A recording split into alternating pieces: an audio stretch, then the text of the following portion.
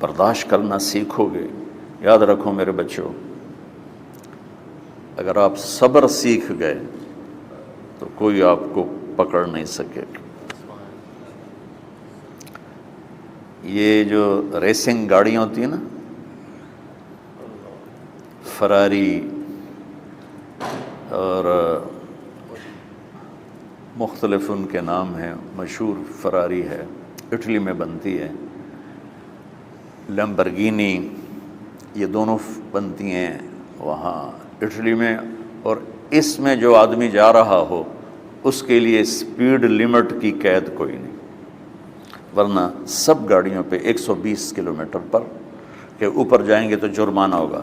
لیکن جو آدمی لیمبرگینی میں جا رہا ہے یا فراری میں جا رہا ہے اس کے لیے کوئی جرمانہ نہیں، چونکہ وہ یوں کرو تو 1 سیکنڈ میں وہ 120 پہ چلی جاتی ہیں، صرف اتنا کرنے سے شو ایسے جاتی ہیں. تو میں آپ کو ایک لیمبرگینی دینا چاہتا ہوں، فراری 8 کروڑ کی ہے. فراری 8 کروڑ کی گاڑی ہے فراری.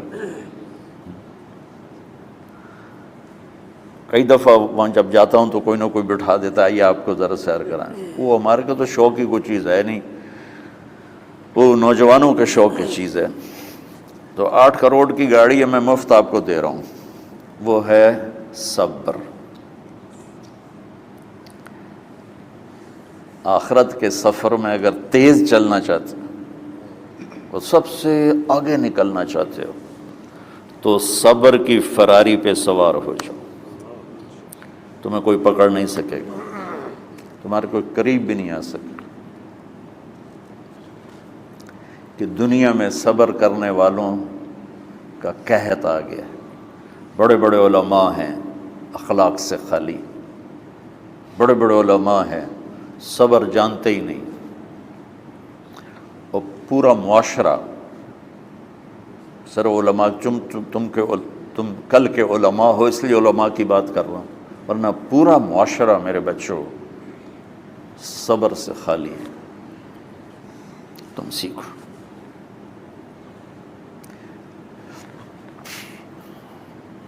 دیکھو میری ایک بات سنو، علم کی کمی ہو تو اچھے اخلاق اس کو چھپا دیتے ہیں، اخلاق کی کمی ہو تو بڑے سے بڑا علم بھی اسے چھپا نہیں سکتا. سارے عیب ہوں اور اخلاق اچھے ہوں تو اخلاق وہ چادر ہے جس میں سارے عیب چھپ جائیں گے. اور ساری صفتیں ہوں اور بد اخلاق ہو تو ہر صفت کو بد اخلاقی چھپا دے گی. میرے نبی نے نماز لمبی پڑھی، اللہ نے روک دیا، کہا نہیں چاہیے. ما انزلنا علیک القرآن لتشقی، مختصر نماز پڑھیں، درمیانی نماز پڑھیں. پیسہ سارا خرچ کر دے، اللہ نے روک دیا. ولا تبسطها کل البسط، میرے نبی سارا خرچ نہ کرو، کچھ بچا کے بھی رکھو.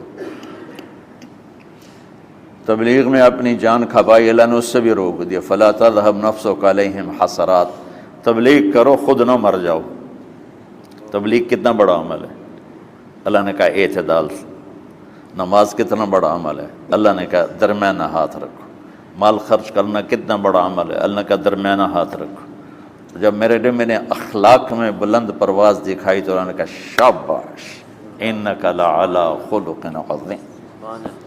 میرا نبی میں آپ کو شاباش دیتا ہوں، آپ کے اخلاق بڑے عالی شان ہیں. یہ نہیں کہا کہ اتنے بھی ذرا تھوڑا اکھ بھی کھائی کر کوئی کوڑا ہویا کر.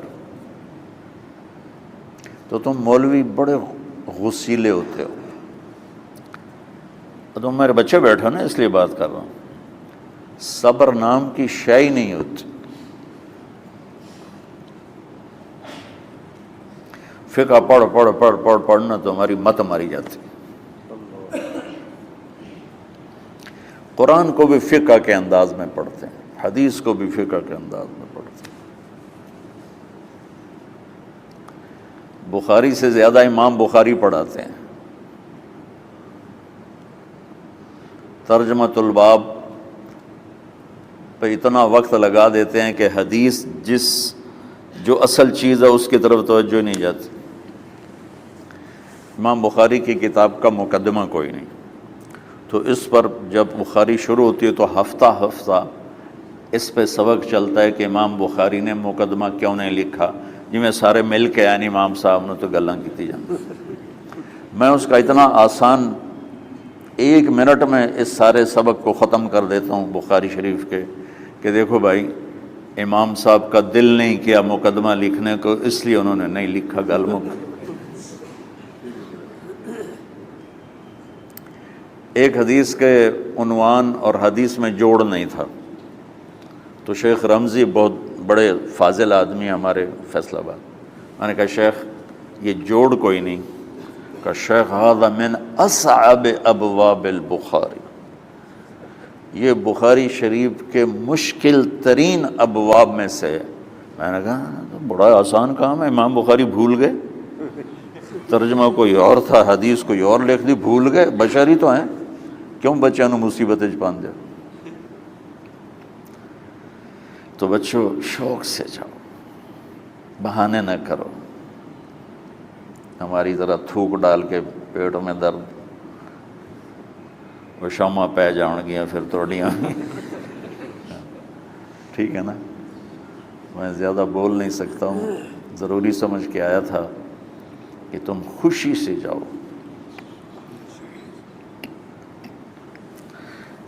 پھر اس میں جو ناگواری آئے گی اسے برداشت کرو گے تو پھر آپ کا صبر بڑھے گا۔ تو میں صرف میری شہرت نظر آتی ہے،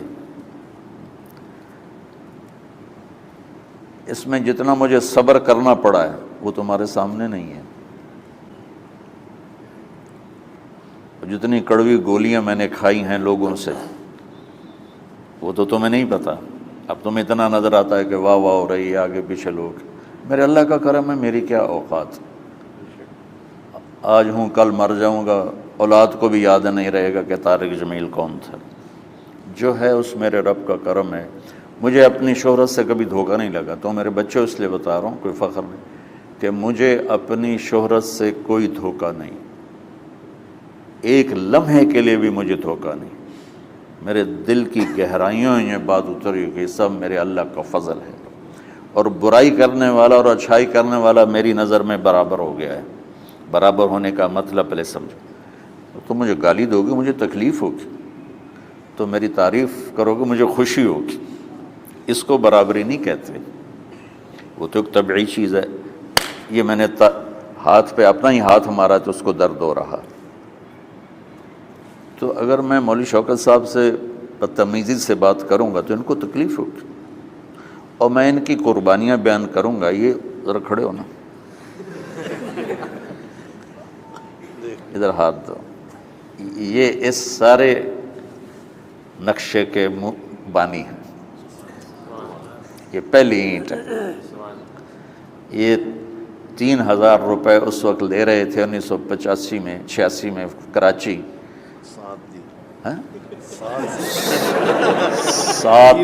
7,000 ان کی تنخواہ تھی، اور میں نے ان کو تلمبے میں بلایا 900 روپے مہینے پر۔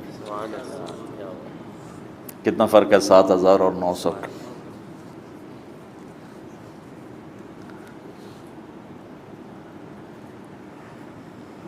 لوگ میری تعریف کرتے ہیں، میں اللہ کا شکر ادا کرتا ہوں، اور اس پہ میں تکبر میں نہیں آتا۔ یہ ہے مدح اور ذم برابر ہو جائے، یعنی تعریف کرنا اور برائی کرنا برابر ہو جانے کا مطلب یہ نہیں ہے کہ برائی سن کے اثر نہیں ہوتا اور تعریف سن کے اثر نہیں ہوتا، نہیں، برابر ہونے کا مطلب بتا رہا ہوں، اس کی توفیق، تائید، رحمت اپنی اولاد کو بتا رہا ہوں۔ کوئی میری تعریف کرتا ہے میں اللہ کا شکر ادا کرتا ہوں اور اپنے آپ کو بھولتا نہیں ہوں، کوئی میری برائی کرتا ہے تو میرے دل میں اس کے لیے کوئی منفی جذبہ نہیں پیدا ہوتا۔ یہ ہے اچھائی برائی کو برابر کر دینا۔ کہ میرے اوپر مختلف الزام لگتے ہیں تو میں ان کو پی جاتا ہوں، اور اس طرح کا معاملہ کرنے والوں سے اپنے دل کو بالکل صاف رکھتا ہوں، بالکل صاف، اور میرا ان سے معاملہ اسی طرح ہوتا ہے جیسے پھر آؤ جی